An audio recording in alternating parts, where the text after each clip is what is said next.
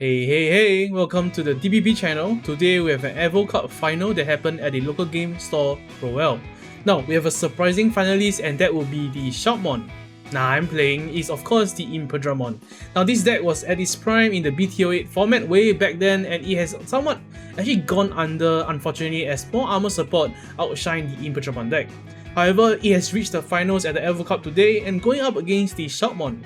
So without further ado, let's dive right into the game itself as we do see Davis picking up the Stingmon and the Vmon, which is definitely a very huge value.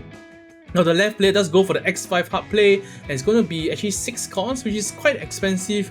However, it is a blocker, so it can deter some attacks from the right player as he can't just blindly swing the X-Vmon as he does have jamming, so it's most likely going to survive the attack anyway. Now the right player does go for the X-Vmon in the nursery, does go to 2 memory here, it's going to actually hard play the Stingmon to actually memory choke the left player with just 1 memory. Now the left player is technically bricking quite hard. It's going to go for the Crimson Blaze, which is going to clear off that Stingmon as well as the X-Vmon, which is perfect for him because those 2 Digimons are going to be quite nasty if you let them stay alive because of that Geogress evolution. Now you do see the Vmon coming down and the second Vmon coming down, definitely because the left player just casted the Crimson Blaze and the right player does feel the need to actually storm the field now. Now we do see the Christopher coming down, unfortunately it being 4 costs, it immediately passed the turn to the right player. The right player does have Davies to start the turn off with 3 memory. Now the right player does have another Vmon in the nursery, so he's packing with a lot of Vmon and we do see a Stingmon hard drop for 3 costs. It's going to actually go straight to the Geogress evolution into the Imperialdramon. Now this card is definitely very strong as it does bottleneck the Ballistamon. The right player does go for the Balcon Hammer or basically the Hammer Spark. And he's going to go for that Dragon mode on top of the Imperialdramon without swinging because the X5 is a blocker. It's going to spawn out the Stingmon. Now of course the X-Vmon, he does replay there. He's going to play the X-Vmon here and we do have 2 level 4 or rather a big bot there.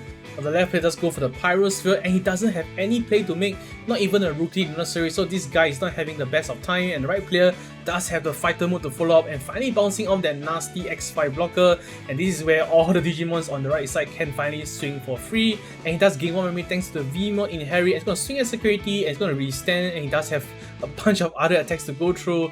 Basically, we're going to actually witness a 1-turn kill here with all the attacks from the right player. It's going to swing all at the security. The left player doesn't have any more Crimson Blaze, I believe. It's going to hit into the Mikey though, but Mikey is definitely too late. But he does pick up 2 Digimons, 1 Shoutmon and the X4.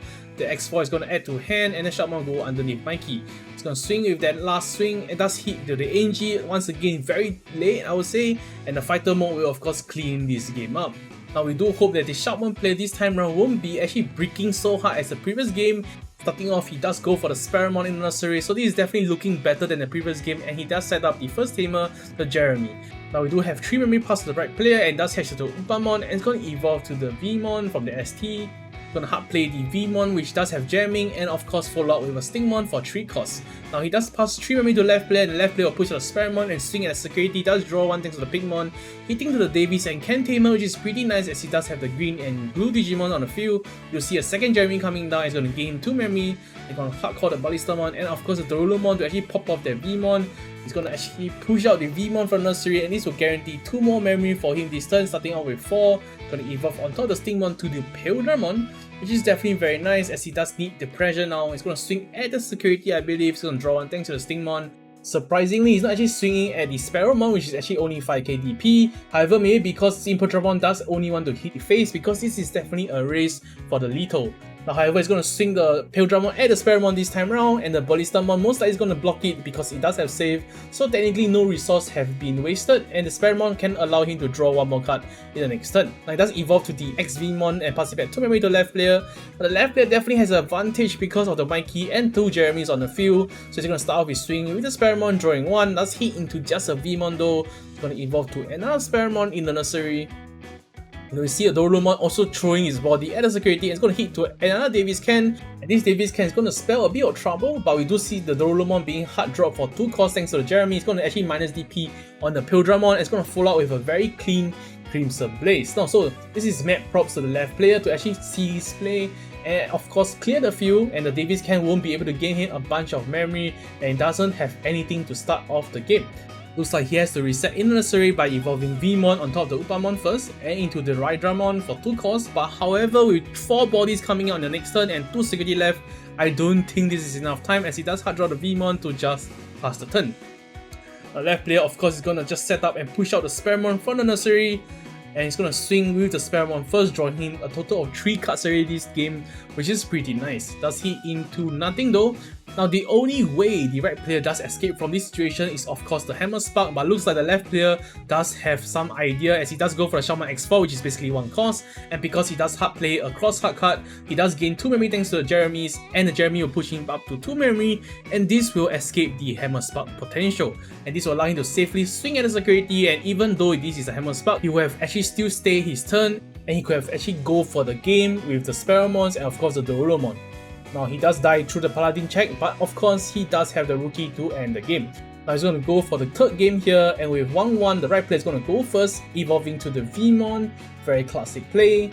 It looks like he's going to just hard play the Vmon, which allows him to look at top 3 to search for a free archetype. Looks like he does hit to the right drama, he's going to add that immediately to hand, and the left player does have 3 already to work with, and we do see the rookie coming out, so it's definitely a very nice start for him.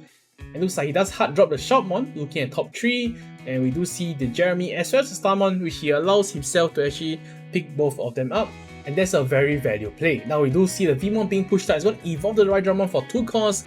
Not going to do too much though, even though it did rest the Shoutmon, but the memory does pass over, and the left player is going to actually just play the Christopher. Now that's the problem with Shoutmon, the Shoutmon has to play a Tamer in turn 1, because when it does push out the rookie, it usually do not want to swing unless they have a Tamer to actually proc that save ability. Now the right player is going to swing the right Dramon at the security here, does draw 2 cards thanks to the Upamon as well as the Vmon, which is a lot of pluses if you ask me. Going to hit into the Jeremy though, and the Jeremy will allow him to play a Ballistamon if he does have it in his hand. Looks like he doesn't have it, and we do see a Stingmon being hard dropped here. It's going to go for the Jogres evolution into the Dino Beamon.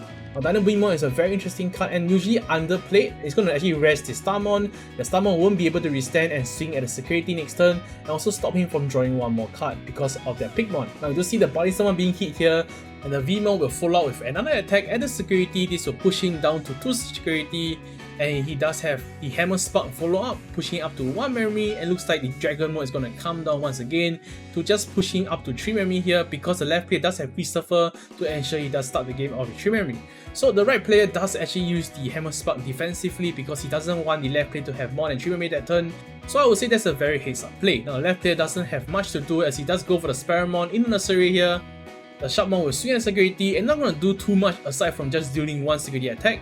It's just safe under the Jeremy. It's going to go for that Mikey Kudo, which he wished he had like probably 3 turns earlier. Now looking at top 4, we do see the Mikey and the X5 going underneath the Mikey, which is definitely not the best target. However, looks like he doesn't have much of a choice. And we do see the Christopher being suspended here as he does have the same ability as the Mikey, allowing to Digi-Cross from hand or the Tamers.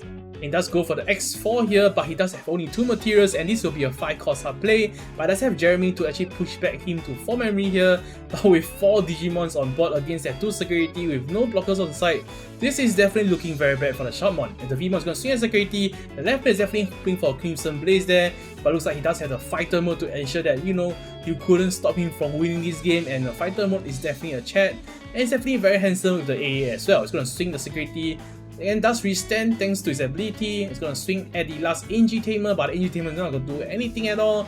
The fighter mode will of course clean this game up, and this is where the Imperialdramon does win. Now this is the Imperialdramon deck list if you guys are interested in. And this will be the Shoutmon Cross if you guys are interested in as well. Now thank you guys for watching till the end, and do consider subscribing, dropping a like and a comment if you guys do enjoy the content.